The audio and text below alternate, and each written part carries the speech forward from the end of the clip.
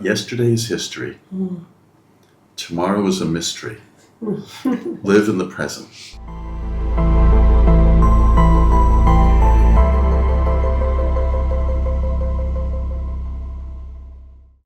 Okay, good morning, Michael. Good morning, Jalbert. And Marcus. Good morning to you. We really wanted to thank both of you so much for taking the time first and spending it here with us in this very special moment for Capital Point Forbes Global Properties. Thank you.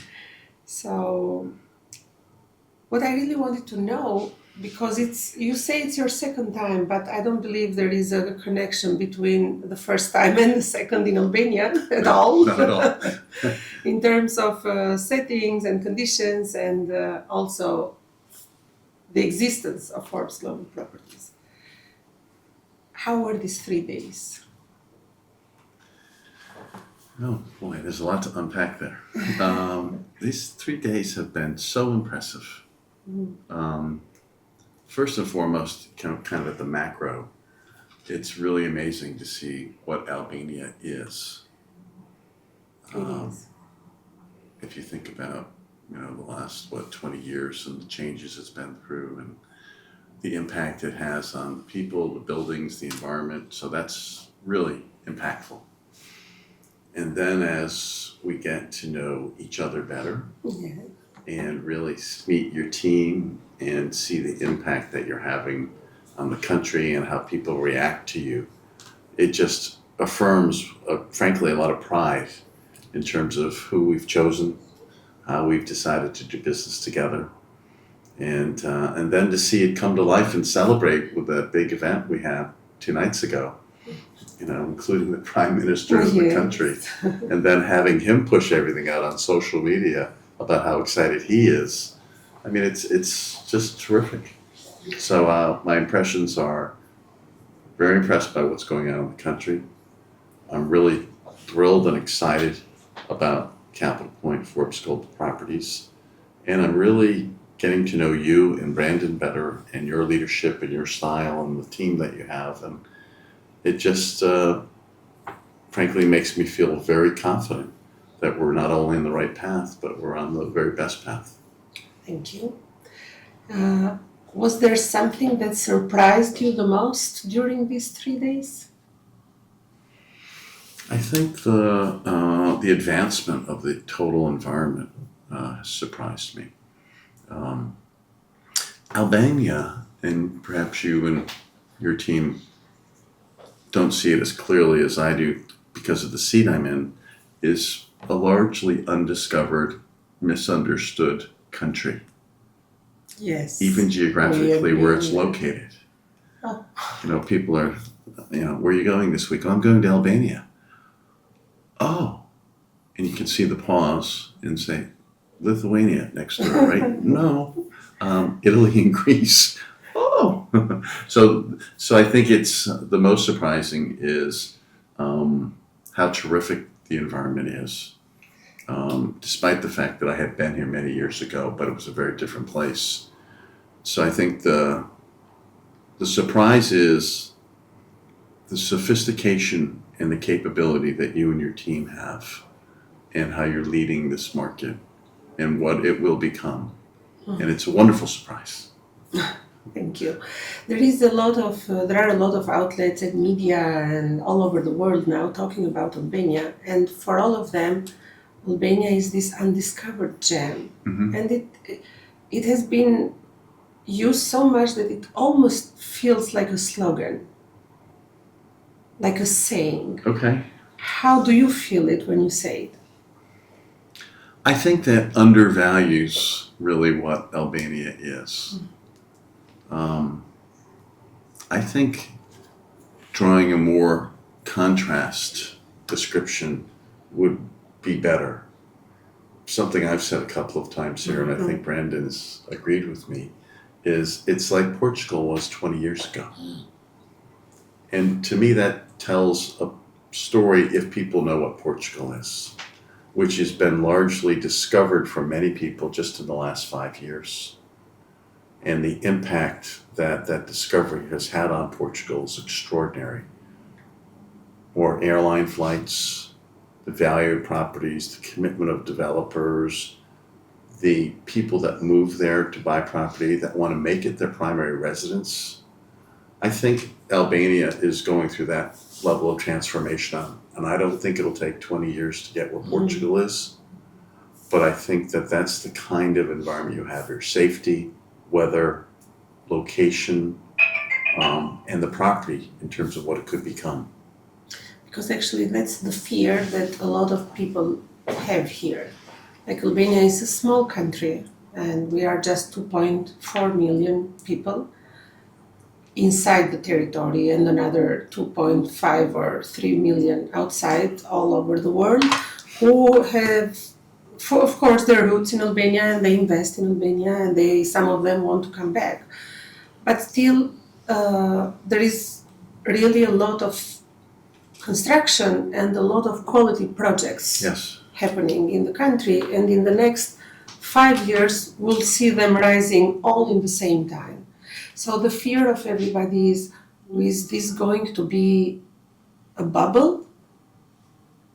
And that's the question everybody has in the back of their head. Even some of my colleagues, even some of the people that operate in real estate. You might have probably examples from other countries that have gone through the same. You just mentioned Portugal. Would this be the case for Albania? For as much as you know Albania? So I would put forth a couple of things. One of the top 2 or 3 things that human beings hate is change. Of course. Which is pretty ironic, because change is the only constant. So it's normal for people to fear change.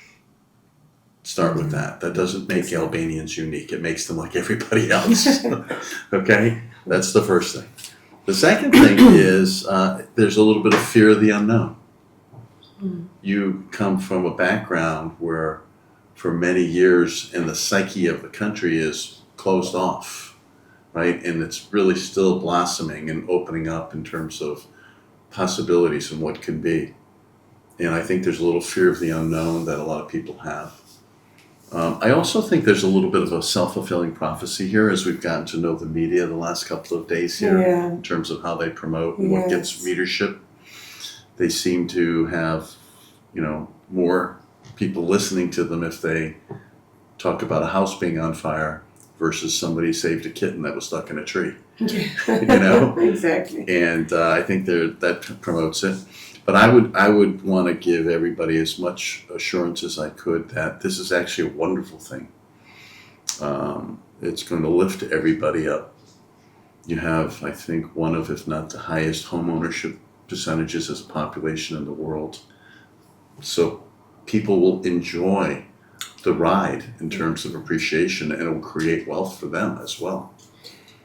On the other side, they say that for young couples, young families, this price is going higher will not allow them to own, to be able to afford a house. Yeah, I don't agree with that. I think housing will develop in a way that people don't see just yet. They might not be able to afford an apartment downtown Tirana. Exactly. They might have to drive 30 minutes to what they buy, but they'll have housing. There'll be opportunities. I mean, to me, again, it's an unwarranted fear. It's going to adapt and grow and develop. And if I'm a smart developer, I'm going to realize that there's a market of these first-time home buyers that are going to want to buy homes. And as a developer, I might be building multi-million-dollar properties here, but hey, I'd love to sell 5,000 of these too. And there are a lot of projects going on in Tirana or in other cities as well. But Tirana is let's say, the ambition of everybody outside of Tirana is to live in the city. So, and because it's a small country and a small city as well, still, we are out of 2.4 million people, 1 million live in Tirana. But that's not. No, it's not. That's not out of the norm either, though. If you think about England, there are 40 million people that live in England, not the UK, England. 70% of them live within 2 hours of London. Yes. So Of again, course. it's normal. Now, do young families starting out, can they buy a flat downtown London? Of course not. No. But within an hour and a half or maybe a 30-minute train ride, there are lots of opportunities. So I think the country will catch up. Yeah, it will And- be a shift of culture and life Will. way of living because, as I was saying before, we are a small country and we are used to have everything in Right. 10 minutes walking distance from each other. Yeah. And those times are gone. Tirana has grown and Tirana's center is expensive. So we have to learn how to live Well, outside of those circles. It's a mindset thing too. Exactly. I mean, there's a Scottish comic that I enjoy. His name's Kevin Bridges. He talks about yesterday is history. Tomorrow is a mystery. Live in the present. Yes. So, one foot at a time, one step at a time. There's no reason to be scared. It's real life. It's going to evolve beautifully. I think there's a great story to be told here. I mean, if you think about the weather, the safety, and while there's 2.4 million people, honestly, you can fit a lot more here. Yeah. And you're putting in great infrastructure, roads, airports. So you've got the intangibles, the weather and the beauty. You're bringing in the structure to be able to enjoy that more. You're certainly getting more and more on the global stage as a country. I think there's nothing but good news here. If you had to talk to a CEO or an investor outside of Albania, of course, Yes. what would you tell him about investing in Albania? Him or her? Sorry. Well, I guess it depends on what kind of business they have, but if they asked me about investing in Albania, I would say it would be a very wise move to take a very serious look at it. It's an evolving country in terms of structure, and infrastructure is so important to investment. Again, airports, highways, etc. There's a lot of development going in, and the developers have done their homework because they know there's a real market there. So I think the return on investment is going to be very strong. If you just look at what's happened over the last few years with values, you can see the pace. So I would say, depending on what you're looking for, there's some really positive things that Albania brings to the table that you should take a look at. And I think as the country gets more widely understood and known as an opportunity, I think it's just going to advance even more quickly. What the behavior will be in the performance of the country, frankly, versus other decisions, other countries. Like, do you have a country in mind when you make that comparison? Yeah, I mean, I Just think out of of curiosity. I think of Italy, for Italy. example, which is #1 tourist destination in the world, Of course. and it's so well understood, Yeah. and it's so interesting, and people want to invest there for all the right reasons. It's beauty, it's warmth, it's food,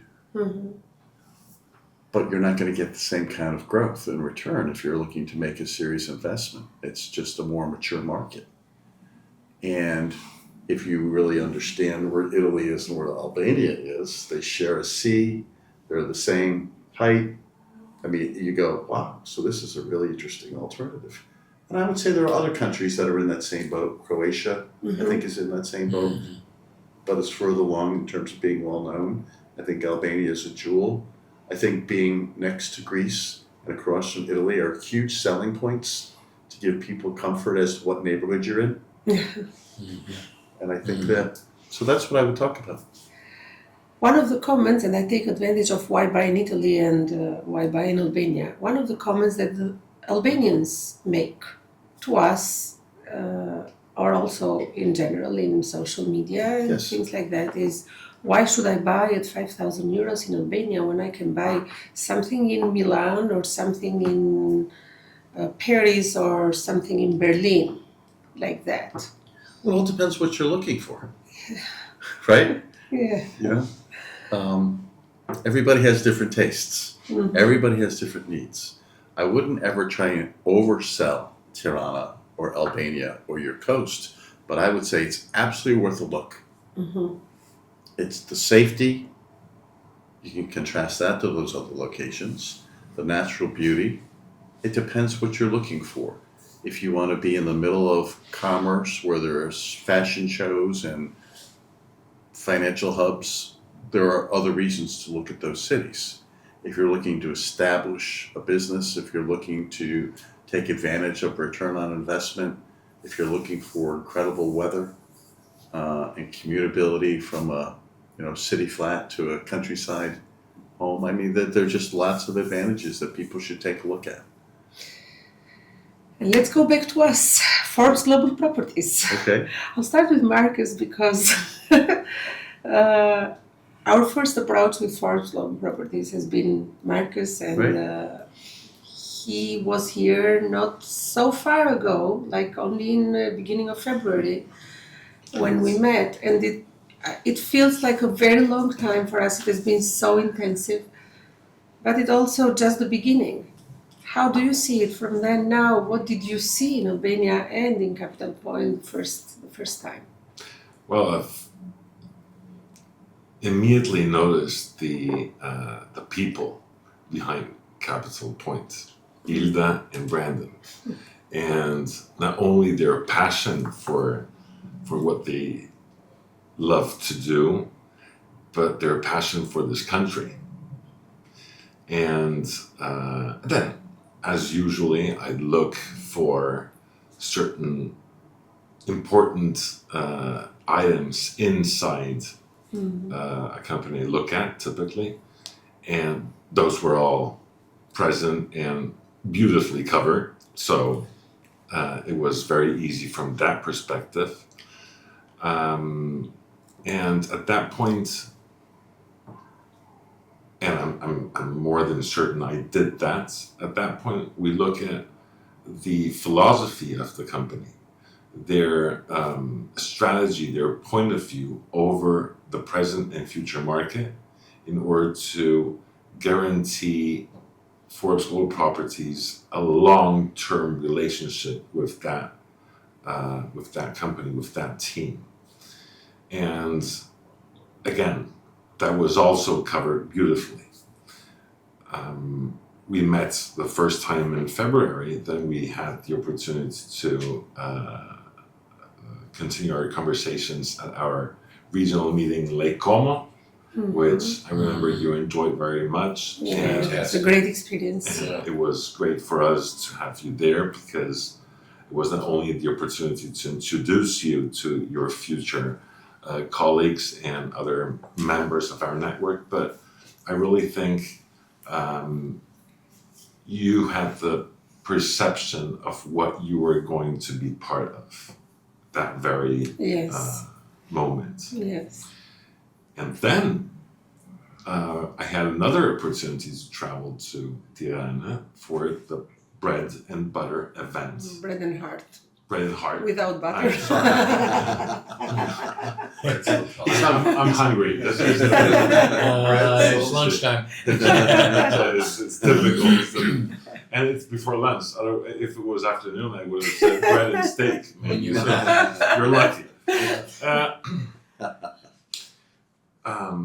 And that was, for me, an additional opportunity to really understand how you were positioned with your company and with your people in a wonderful context, that of an international architects meeting here in Tirana, where, and probably adding to the previous points we discussed with Michael, I discovered that this is the perfect playground for famous international architects at the moment. Yes. And this, I think, is not only an opportunity for the country, for Capital Point Forbes Global Properties, but I also believe this is a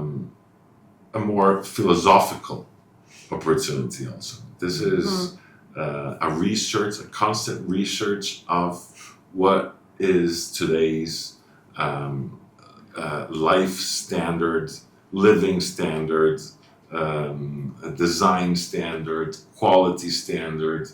And I think this is something unique in Europe. Mhm.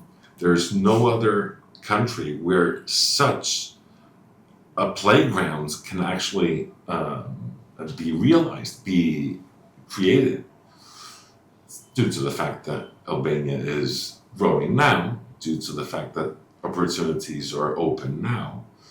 But I would really add that to. And to your point, Marcus, as you've told me many times, it's really led at the top of the political framework in terms of the support for the architecture. In fact, Edi Rama held a beautiful speech. Yes, it was really very well felt. It was a beautiful speech not only about Albania hosting this event, it was not only about welcoming the architects. I have some names in my head like Fuxas, I have Andreotti, I have Norman Foster, and some of his big shot architects were present as well. And so I understood it was really about setting an initial step and communicating this to the best interpreters of architecture worldwide, but also calling the attention of those sensibilities internationally towards The country. Albania, towards the country, and saying, hello, this is us, these are the opportunities, but also be careful because we love this country, we want things to happen in a certain way, and I think that was also Edi Rama's personal contribution to that event, which I really, really appreciate. And then to your question, and this was obviously an amazing additional confirmation of the potential of this country. Again, what I have experienced these days here together with Michael, and I'm a very privileged person to have had this opportunity. I think this is going to really be the beginning of something extraordinary at European and beyond international level. Thank you. And based on what you both have experienced, how do you envision our partnership in the future? Yeah, I think that being a member of Forbes Global Properties is obviously a huge first step. But now it's really creating those relationships between you and your colleagues. And we work really hard in a couple of different mediums to have that happen. Whether it's just communication that we send out to the members about what's new, what's going on. Whether it's the video forums that we have monthly that are topical where we do some sharing. But I think one of the most important things we do are those in-person meetings like when you attended in Como. We have one in Palm Beach in a couple of weeks. We have a global meeting here in Europe, Corfu, in June. And I think that really hardwiring, as our chair, Matt, likes to say, those relationships by really getting people together, getting the trust, getting the visibility, and then really almost us getting out of the way and watch what happens. The relationships and the colleagues and the sharing and the referrals. We watch, frankly, businesses skyrocket. Here, I'll give you a fun example. I think it's fun. We have a really incredible member headquartered out of Miami, Florida. The name of the company is Kai's Illustrated. It's two businesses that they put together that they own. And it goes from Miami up through Jupiter, Florida, which is a huge swath of very wealthy enclaves. Big business, 4,000 agents, 50 offices. They're working on their third generation of leadership. I mean, it's a mega business. and they chose to join Forbes Global Properties the beginning of last year, which we were delighted with. And when we did the launch event for them, it actually took a week because we had several meetings up and down the coast in person. We had video meetings while we were there, and it was just a really great launch event week. Somewhere 2.5, 3 weeks after we had the launch event, Mike Pappas, the CEO, called me. And to be honest with you, he was a little angry. I said, what's going on here? He said, Michael, I got to talk to you about launching Forbes Global Properties. I said, okay. He said, this is so much more than you shared, than you led me to believe. The impact on my business and on my agents is so much bigger. And I said, are you mad because you're doing better than you thought you'd do? And he kind of laughed. He said, yeah, that's kind of dumb, isn't it? Sorry to bother you. Three generations, huge business. We hope to bother you the same way. And I can give you examples. I mean, the average sales price in Portugal in the first 3 years that they've joined, their average sales price was €2.5 million, year one, €3.5 million, year two, €7.5 million, year three. I mean, we have these stories that we could just keep talking about the impact. So we've got to get you wired to your colleagues. Yes. We got to get the impacts of all the things that you're doing that we're now doing together known and get some traction.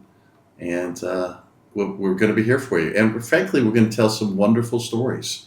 One of the things that we think is our content advantage versus anybody else is really working off our media roots as a brand. Yeah. With our editors, our writers, we tell stories about the companies, the leadership, the venues where they are, the properties they represent, the teams.